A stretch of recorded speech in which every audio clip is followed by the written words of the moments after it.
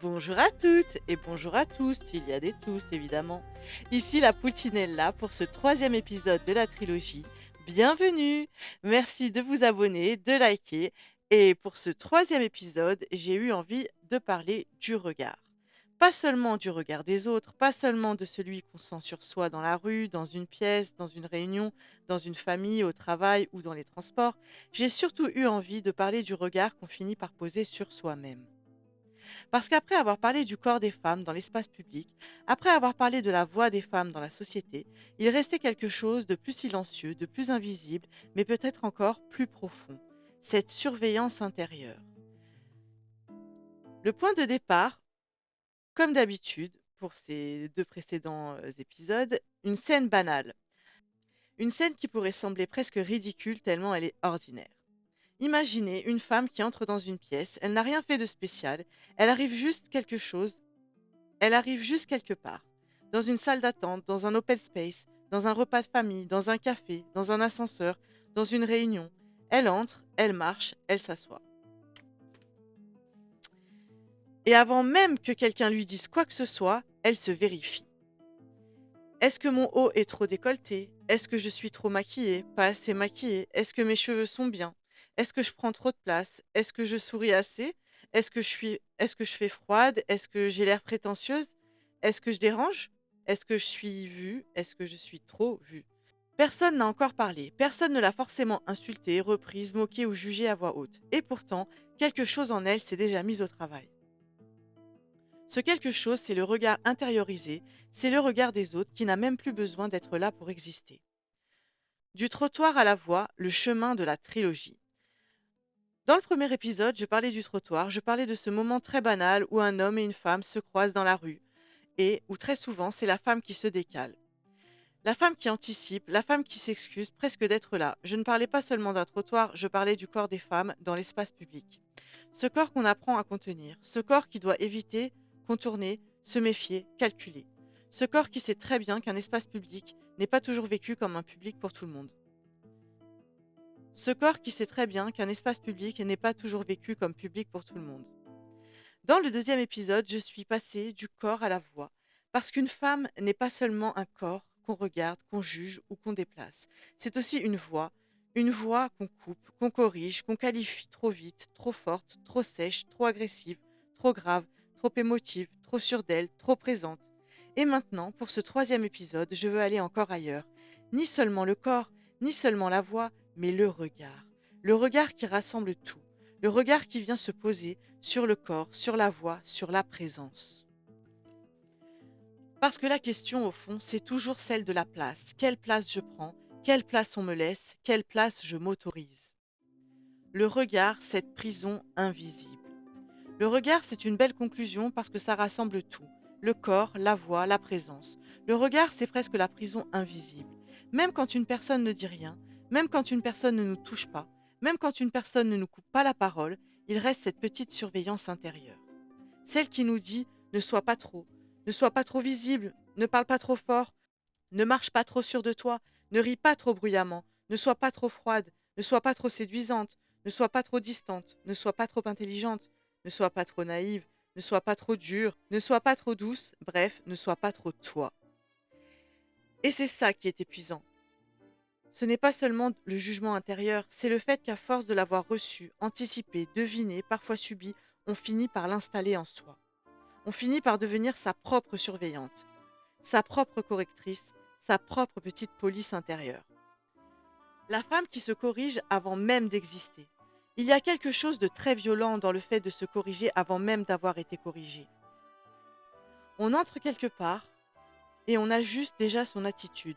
On parle et on modèle déjà sa voix. On rit et on se demande si ce n'est pas trop. On se tait et on se demande si on n'a pas l'air stupide. On dit non et on se demande si on n'a pas l'air méchante. On dit oui et on se demande si on n'a pas l'air trop gentil. C'est comme si l'existence féminine devait passer en permanence par une sorte de contrôle qualité. Est-ce que je suis acceptable? Est-ce que je suis présentable? Est-ce que je suis aimable? Est-ce que je suis désirable mais pas trop? Sérieuse mais pas coincée? Libre mais pas dangereuse? La société adore les femmes naturelles, mais elle leur demande beaucoup de travail pour avoir l'air naturel. Elle adore les femmes spontanées, mais seulement quand leur spontanéité ne dérange personne. Elle adore les femmes fortes, mais souvent de loin, dans les slogans, sur les affiches, dans les discours. Dans la vraie vie, une femme forte, ça gêne vite. Alors beaucoup de femmes apprennent à se doser, à se rendre acceptables, à devenir lisibles pour les autres, au risque de devenir floues pour elles-mêmes. Le regard masculin, mais pas seulement. Quand on parle du regard posé sur les femmes, on pense souvent au regard masculin. Et bien sûr, il existe. Il structure énormément de choses. Je fais une petite aparté.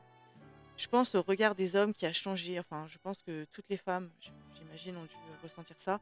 Quand on passe de l'enfance à l'adolescence et à la puberté, enfin, qu'on est pas tout à fait une femme, mais plus une petite fille, les regards des hommes de 30, 40 ans, c'est quelque chose. Vraiment, c'est vraiment quelque chose. Je vais pas approfondir là-dessus parce que voilà, c'est c'est pas le sujet, ça fait partie du sujet, mais c'est pas le sujet. Donc ce regard, il est dans la rue, dans les remarques, dans les silences, dans les évaluations, dans les images, dans la manière dont les femmes sont racontées, désirées, critiquées ou comparées. Mais ce regard ne vient pas uniquement des hommes, il circule partout. Il peut venir d'une mère, d'une tante, d'une collègue, d'une amie, d'une inconnue, d'une institution, d'une entreprise, d'une publicité, d'un souvenir d'enfance, d'une remarque entendue à 12 ans et jamais oubliée. C'est ça le plus troublant. Parfois, le regard qui nous surveille n'a plus de visage précis. Il est devenu une ambiance, une habitude, une petite voix qui n'a même plus besoin de se présenter. Et c'est pour ça que je ne veux pas faire une et c'est pour ça que je ne veux pas faire un épisode seulement sur les hommes qui regardent les femmes. Ce serait trop simple. Je veux parler de ce moment où une femme se regarde avec les yeux d'un monde entier. Un monde qui lui a appris très tôt qu'elle serait évaluée. Évaluée sur son corps, sur son âge, sur sa douceur, sur sa colère, sur sa disponibilité, sur sa pudeur, sur son ambition, sur sa maternité ou son absence de maternité, sur son silence, sur sa parole. La place des femmes, corps, voix, regard. Alors si je relis ces 3 épisodes, je vois une même ligne. Le corps, la voix et le regard. Et les 3 ensemble racontent une même histoire. Comment une femme peut être amenée à réduire sa présence, d'abord dans son corps, puis dans sa voix, puis dans son regard sur elle-même. Ce que cela fabrique en nous. Ce genre d'apprentissage ne produit pas seulement de la politesse ou de la prudence, il produit de la fatigue. Une fatigue très particulière. La fatigue de calculer, la fatigue de se demander si on a le droit, la fatigue de vérifier si on n'a pas été trop ceci ou trop cela, la fatigue de chercher le bon dosage, d'être soi et rester acceptable. Et cette phrase, elle est souvent invisible, parce qu'elle ne laisse pas forcément de traces spectaculaires. Ce n'est pas toujours une grande scène, une grande violence, une grande humiliation. Parfois, c'est juste une accumulation de micro-ajustements. Un pas de côté, une phrase adoucie, un rire retenu, un vêtement changé, une opinion gardée pour soi, un message relu 10 fois pour ne pas sembler sèche, une colère transformée en humour, une envie transformée en prudence. Et à la fin, on ne sait même plus très bien où on a disparu. On sait juste qu'on s'est beaucoup adapté. Reprendre le regard. Alors la question, ce n'est pas de dire à partir de maintenant, il ne faut plus jamais se soucier du regard des autres. Non, ce serait faux. Nous vivons avec les autres.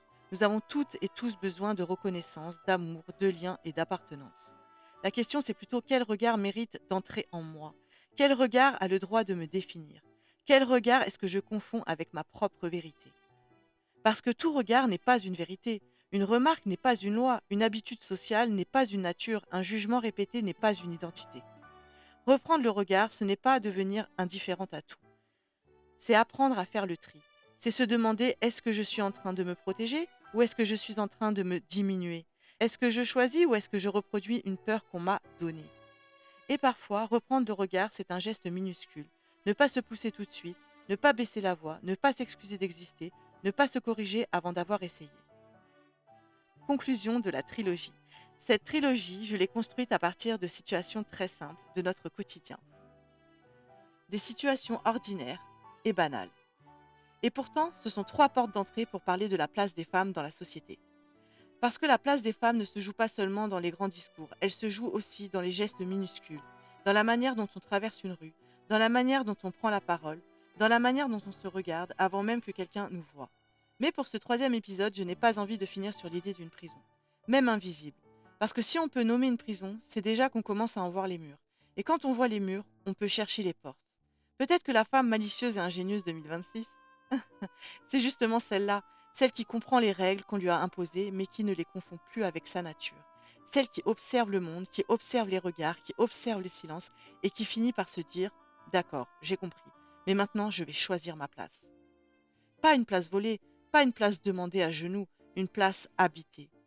Alors pour refermer cette série, j'ai envie de garder cette phrase: «On m'a appris à me pousser, on m'a appris à me taire, on m'a appris à me surveiller, mais rien ne m'oblige à continuer».